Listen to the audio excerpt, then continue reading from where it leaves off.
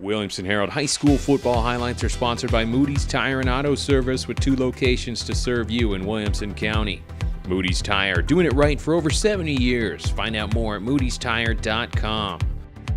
Hello, everybody. Welcome into the Williamson Herald Sports Football Extra. I'm Joe Williams, the sports editor at the Herald. Charles Pulliam, who is our multimedia journalist.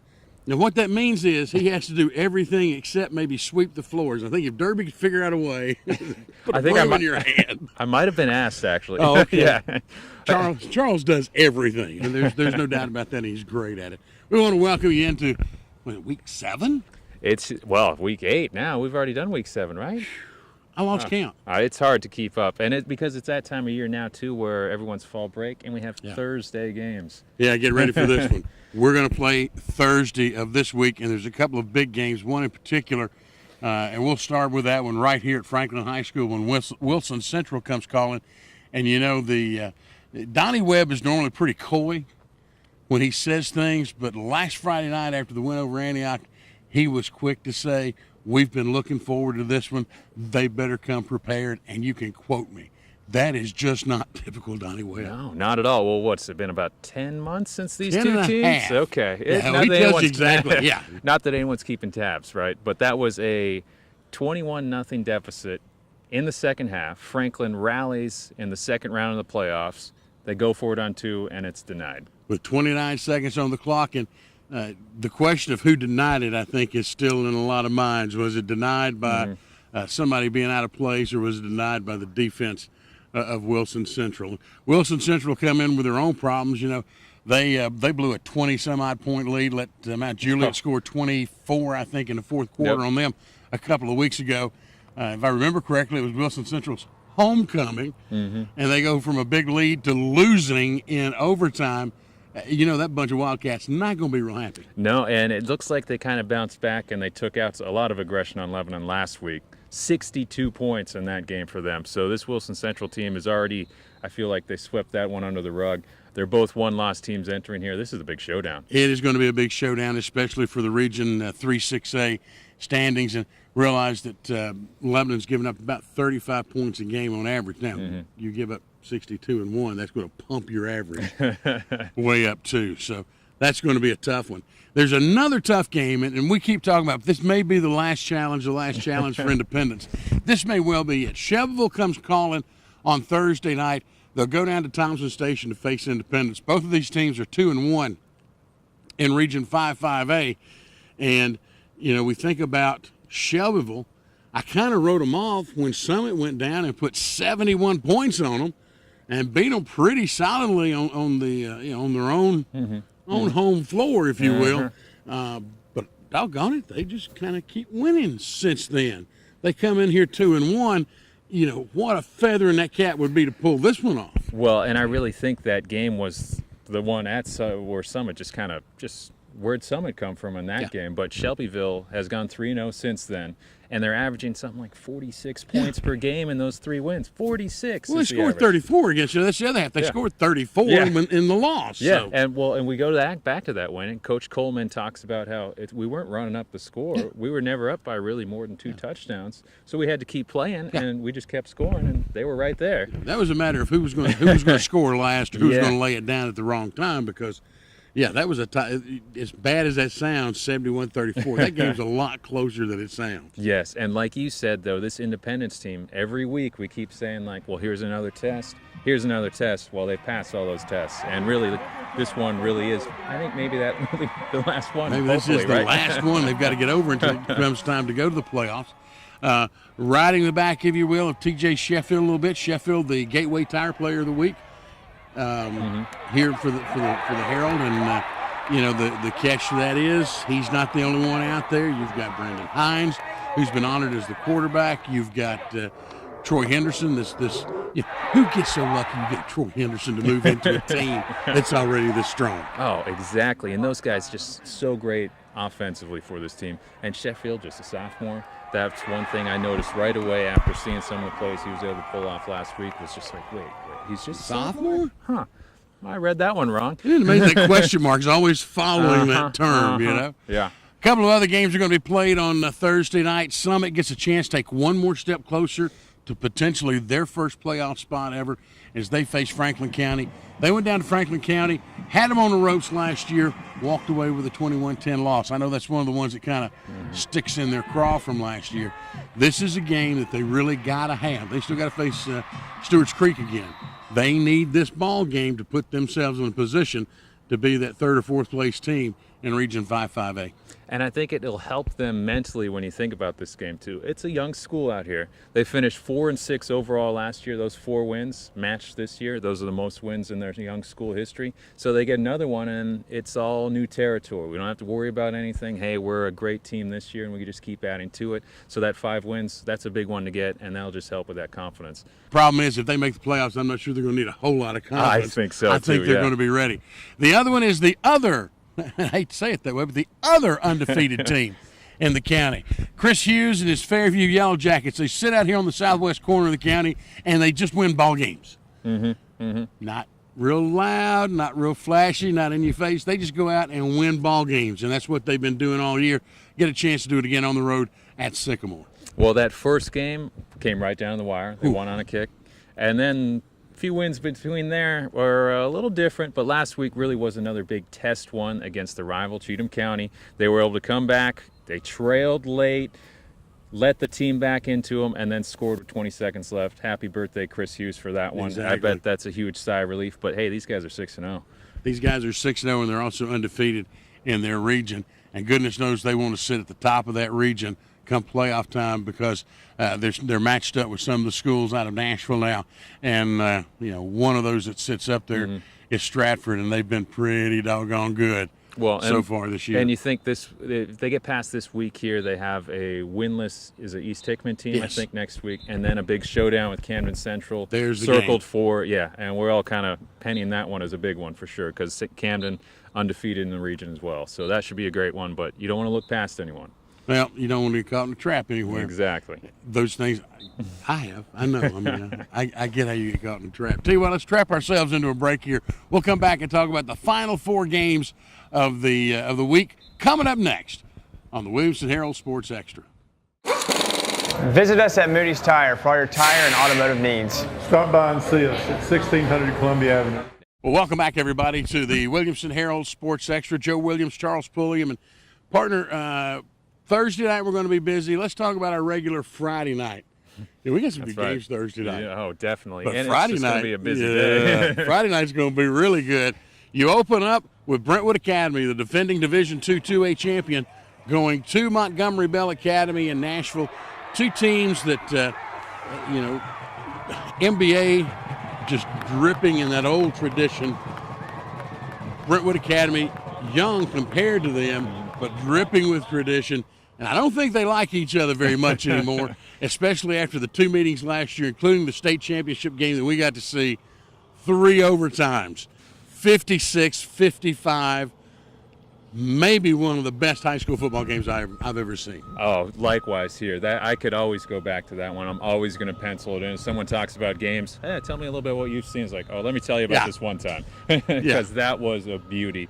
Going for the win for 2. I mean, you just can't beat that atmosphere. You can't beat the explosiveness we saw on that field from Oates Fall to Ty Chandler at NBA to all the playmakers out there. That was a game. And I expect this might not be the last time these 2 teams meet this year. No, I'm kind of like you. I wonder if they won't meet again later. This is our warm-up, I think, yeah. I think it's going to be tough to imagine that they will do Friday night what they did the last Friday. It was Thursday night was the last time they met. It was a Thursday night. Over 1,000 yards in total offense. Jeremiah Oatsfall, 160 on the ground, 280 in the air. Chandler, 264 on the ground, 41 through the air. Both of them had 4 touchdowns. I mean, you start racking these stats up, and we could be here for a long, long time. Exactly, yeah. And if you want to sum some stuff up now, too, I think Oatsfall's got 900 yards in the air, about 10 touchdowns. He's also second on the team in rushing for another 440 yards and 7 more touchdowns. You go to Chandler's side, he's got almost 1,200 yards this season already and 25 touchdowns. The stat, though, this is why he's going to UT, hands down, 10 yards per carry. So, hey, let's hand it off to him because he's going to get us our first down. We On get average. 10 yards per carry. Just give it him 10 times, and we've scored. It's really very Man. simple. Yeah, that's a nice game plan. Yeah, as long as it keeps working. The other thing to think about, too, both of these teams only have one defeat coming into this ball game. And the interesting part is MBA's loss came to Alabama Power Trussville. Mm-hmm. Brentwood Academy's loss came to Kentucky Power Trinity.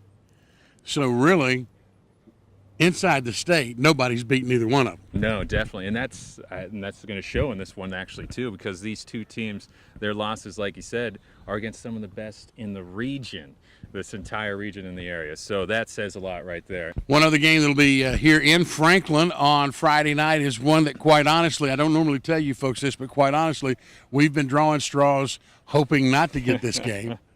No offense, Rock Batten, but Knoxville Webb comes to BGA. Here's why we've been drawing straws. 2 years ago, Knoxville Webb came to Franklin, 2.5 hour lightning delay. A great ball game, a slugfest back and forth. The Knoxville Webb won. Then the Spartans beat the Wildcats in the state championship game by a couple of touchdowns in Cookeville. Last year, BGA returned the trip. They went to Knoxville. 2.5 hour lightning delay in Knoxville, and it was 1:30, 2 o'clock, I think, before we finally started getting results in. So this is one. The forecast says clear, beautiful. Oh, I don't trust it. No. When these two teams meet, not only does the electricity and the lightning on the ground in the ball game, it just seems to go straight up into the sky.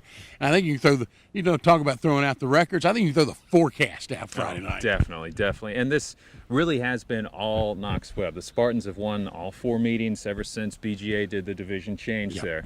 But every game has been relatively close, and you throw in a championship matchup into that as well. That just shows you these two teams are at that caliber where they're playing for championships. And at BGA, you got to like that a little bit. Now, the one thing I see Coach Rock Batten and the Wildcats a little worried about is their defense of late here. They've been giving up a lot of points here, and they're coming in with a Spartans team that can put some points on the board. So this defense really has to lock down in this game for it to be those kind of battles we've been seeing the last couple of years. The other thing I always remember this particular series for 2 years ago, watching a BGA player penalized for hurdling. You remember that? Right, yeah. They actually called hurdling. Yep. Which I think was last called in 1962 before I was born. I mean, it's unbelievable. Yeah. But that'll be a fun one to watch. Coming up, also Ravenwood broke a 2-game losing streak last week. Had a great game at McGavock. John Rawl catches 3 touchdown passes, and the Raptors win. They face Lebanon, who quite honestly has struggled this year. They're at the bottom of Region 3-6A. This should be a good tune-up for Ravenwood. But, the only problem with saying that is if you're Ravenwood and you start believing that, you suddenly become a dead bird. Exactly. And region standings-wise, this is just a big game for them to continue what they built against McGavock. We saw some great things there. You mentioned the 3 touchdowns for Rawl. He had 8 catches for 130 yards. What a game from him. McCain Merrill, 250 yards through the air, 4 touchdowns. But this Ravenwood team has yet to put a game together where they've rushed for more than 100 yards. Yeah. No ground game yet, and that'd be great to see some of that come to play because they go to Overton next week, and then they go to Wilson Central the following week. And those are 2 games I don't really want to go to. That's going to be a couple of tough ones. Final game in the county this week has Grace Christian Academy, not in the county. They're actually on the road at Mount Pleasant down in Murray County. It's about 10 miles south of Columbia. And, the Lions started out, they lost their first 5 games by 16 points or something crazy like that. Got them a win. And then they ran into number 1 Columbia Academy last week, and they took the kind of the loss that most teams that have faced Columbia Academy have taken. This week they get to go down to Mount Pleasant. Mount Pleasant down a little bit this year. They're another one of those that's they're a winless squad, and I think GCA's got a chance, Coach Rusty Smith and his guys, to get another W in the column. Oh, and that'd just be great to see from this Lions team. Very young school coming into play here, but they've been right on the brink all season, and that 1-5, 1-4 record does not show what they've done this year yet. And this will be a nice one to just go out there, get everything done. Austin Amore's been fantastic at quarterback for them. Actually put up some pretty big numbers in that Columbia Academy loss. So these guys can play, but just got to get another W for them, and definitely coming down the stretch here. So. If you're wondering about Page, they've got the week off. If you're wondering about Brentwood and Centennial, they both have the week off because next Friday night. Oh, man. And the Friday after. And the Friday after. But next Friday night for sure, Brentwood, Centennial. It's that time of year. we're already beginning to think about that one. That's just how crazy it's going to be. But for this week, just 8 games on the schedule. Obviously, if you'll just keep following us at W8 Sports on Twitter or at CS Pulliam, Charles will go back and he'll put it. Well, I don't know where he'll put it this week. We'll see, We never know. But keep up to date as the games happen, and of course afterwards at the WilliamsonHerald.com, where we keep you up to date on all the Williamson County sports, including, I'll throw this in quickly, 2 big days of volleyball coming up. The District 12 AA tournament at Page, where the Lady Patriots, #1, will get a bye on the first day. And then up at Brentwood, where the Lady Bruins are #1 seed in District 11 AAA. I think I got to change that, as a matter of fact, somewhere. But in 11 AAA, they're up in Brentwood. They'll get a bye on opening day, but action on Wednesday and Thursday at both places as the ladies volleyball teams get ready to move towards regional play next week. We'll be following all those, too. And then, of course, after regional play comes the state. It'll be back and forth to Murfreesboro several days, and that's okay, too. Yep, we don't mind that because, hey, we'll go cover some football. We'll run across, do some volleyball. It's always there. It's that time of year. And you mentioned Page and Brentwood. They actually got to play each other for, the 3rd or 4th time in a row here over the past few years. That's a game worth checking out. So circle that for next year. Exactly. 2 of the best teams in the county, hands down. It'll always be good. Hopefully we're always good. Hopefully you always enjoy coming and joining us. Hopefully you have enjoyed joining us today, too. We're going to get out of here for now. For Charles Pulliam, I'm Joe Williams. Thank you so much for joining us on the Williamson Herald Sports Extra.